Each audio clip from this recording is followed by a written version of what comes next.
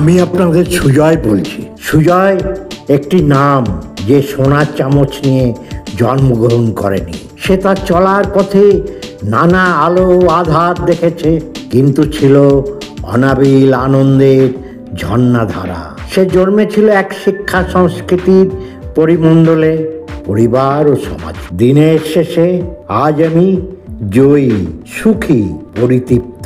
কেননা আমার চাহিদা খুবই কম। দেশভাগের অভিশাপ আমার চলার পথকে রুদ্ধ করতে পারেনি, যেমন পারেনি আপনাদেরও। পশ্চিমবাংলার অন্যতম প্রাচীন সংস্কৃতি ও জ্ঞানের আতুরঘর গোবরডাঙ্গা শহরে আমার বেড়ে ওঠা।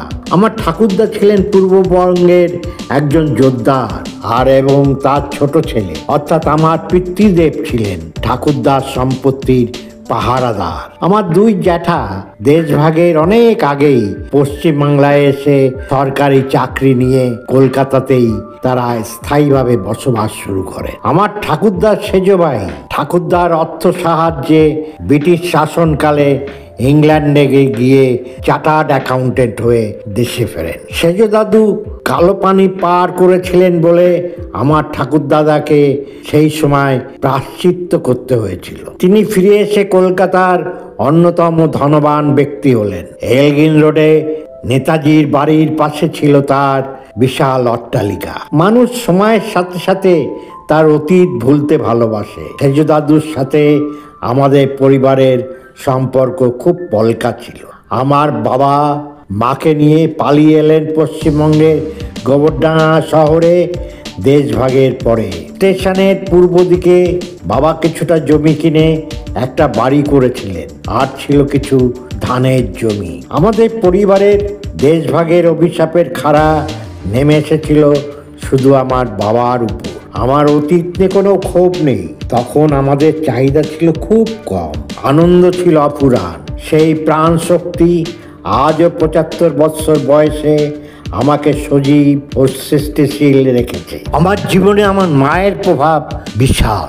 আমার মা ছিলেন আমার জীবনে মহিরু আদর্শ। সে এক মহিয়সী নারী। অনেক অভাব অনটনের ভিতরও তার জীবনের লক্ষ্য ছিল স্থির। তার বিয়ের আগে তিনি ৪র্থ শ্রেণী পর্যন্ত পড়াশুনো করেছিলেন, কিন্তু তার পড়াশোনার আগ্রহ ছিল অনন্ত। আমরা যখন ৫ ভাই বোন স্কুলে পড়ছি, কেউ 8-এ, কেউ 9-এ, কেউ 10-এ, তখন তিনি পড়াশুনো হঠাৎ শুরু করলেন। রাত জেগে তিনি পড়াশুনো করতেন। দিনের বেলায় সংসারের হাজারো কাজ করে তিনি ম্যাট্রিকুলেশন পাস করলেন খুবই ভালো রেজাল্ট করে। তারপরে প্রি ইউনিভার্সিটি পাস করলেন, তারপরে বিএ পাস করলেন, তারপরে একটা স্কুলে শিক্ষকতা শুরু করলেন। তখন তার মধ্য গগন বয়স।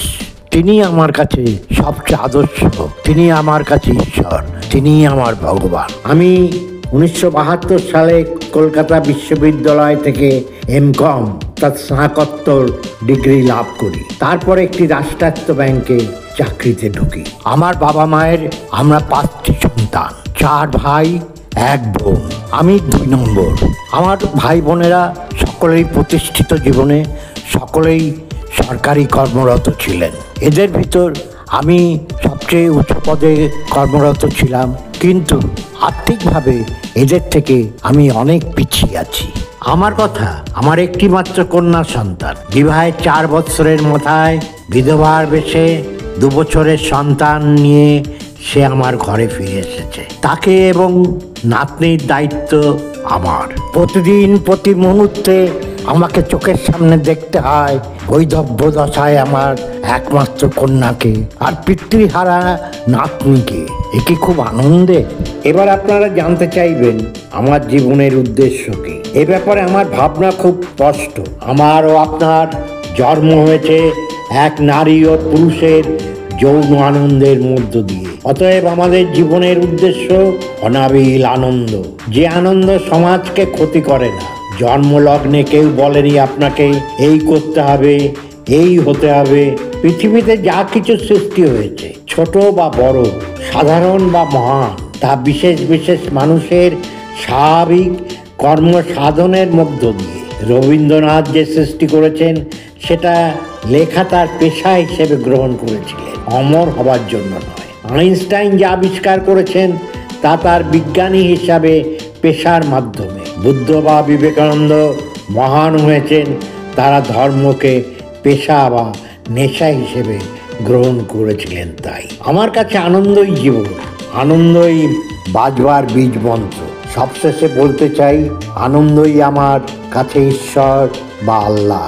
আমি বিশ্বাস করি না ঈশ্বর বা আল্লাহ বলে কেউ আছেন, যিনি আমাদের প্রতিদিনের কাজের হিসেব রাখছেন এবং তিনি আমাদের পুরস্কৃত বা শাস্তির বিধান দেবেন। ঈশ্বর কিছু করেন না, তাহলে কি আল্লাহ নিজেই গাজার মুসলিমদের হত্যা করতেন? তাহলে কি ইউক্রেনের যুদ্ধে হাজার হাজার মানুষ মারা যেত? তাহলে কি আহমেদাবাদের বিমান দুর্ঘটনায় 241 জন মানুষ মারা যেত? ভাবুন তো, কোন দোষে ওই বাচ্চা সুন্দর ফুটফুটে শিশুটার ক্যান্সার রোগে আক্রান্ত হলো? কেন ওই সুখী দম্পতির একটি গোলাঙ্গ সন্তানের জন্ম হলো? কোন পাপ, ইহকাল পরকাল? ঈশ্বর কি এসব দেখেছেন? কোন বিচারে এই ফল পেল এই শিশুটা বা এই দম্পতিটা? এ কি ঈশ্বরের ইচ্ছা? ঈশ্বর কিচ্ছু করেন না। সব আমাদের জীবনে যা ভালো মন্দ ঘটে সবটাই হচ্ছে একটা হ্যাপেনিংস, একটা ঘটনা। হঠাৎ আপনি রাস্তায় যাচ্ছেন, গাড়ি ধাক্কা মারলো, আপনার পা ভেঙে গেল, মাজা ভেঙে গেল, এটা একটা হ্যাপেনিংস। এতে ঈশ্বরের কোনো ভূমিকা নেই, আল্লাহর কোনো ভূমিকা নেই। যা কিছু ঘটে সবই স্বাভাবিকভাবে একটি ঘটনা মাত্র, সেটা আমাদের মেনে নিতে হবে। আমার কন্যার বৈধব্য দশা সেভাবেই আমি মেনে নিয়েছি। দিন যত এগোচ্ছে মনে হচ্ছে মানুষ বেশি করে ধর্মান্ধ হয়ে উঠছে, আচার সর্বস্ব হয়ে উঠছে। পূজা পার্বণের জাঁকজমক বাড়ছে, বোরখা হিসাবের চল বাড়ছে, ঈশ্বরকে আর খুঁজে পাওয়া যাচ্ছে না। আচ্ছা বলুন তো, পৃথিবীতে যে এত ধর্মগুরু এসেছেন নানা সময় নানা যুগে, তারা পৃথিবীর কি উপকারে এসেছেন? মানুষের নৈতিকতা চরিত্র কোনো উন্নতি ঘটেছে?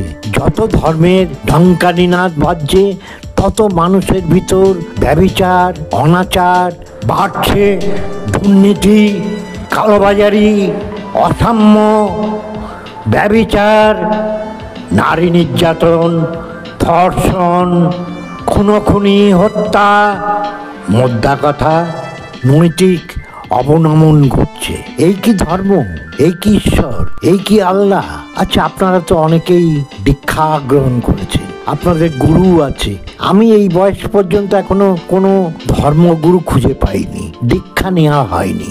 আমার মা বাবা আর স্কুলের শিক্ষক এরাই ছিল আমার দীক্ষা গুরু।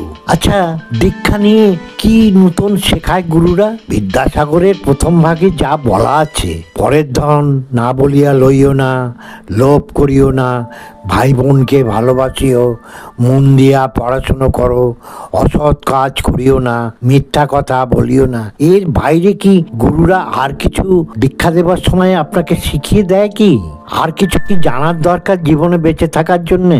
বিদ্যাসাগরের প্রথম ভাগে যেটুকু শেখানো হয়েছে, অতএব আমার মনে হয়নি কোনো গুরুর দরকার আছে, দীক্ষা নেবার দরকার আছে। তাই আজও আমি দীক্ষা নিইনি। আমার সাথে বেশিরভাগ বন্ধু হয়তো একমত হবেন না, আমিও অন্যের বিশ্বাসে আঘাত করতে চাই না, তবু আমি ভালো আছি। শেষকালে বলবো, আপনারা সকলে ভালো থাকুন, আনন্দে থাকুন। আনন্দই জীবন, আনন্দই ঈশ্বর, আনন্দই আল্লাহ।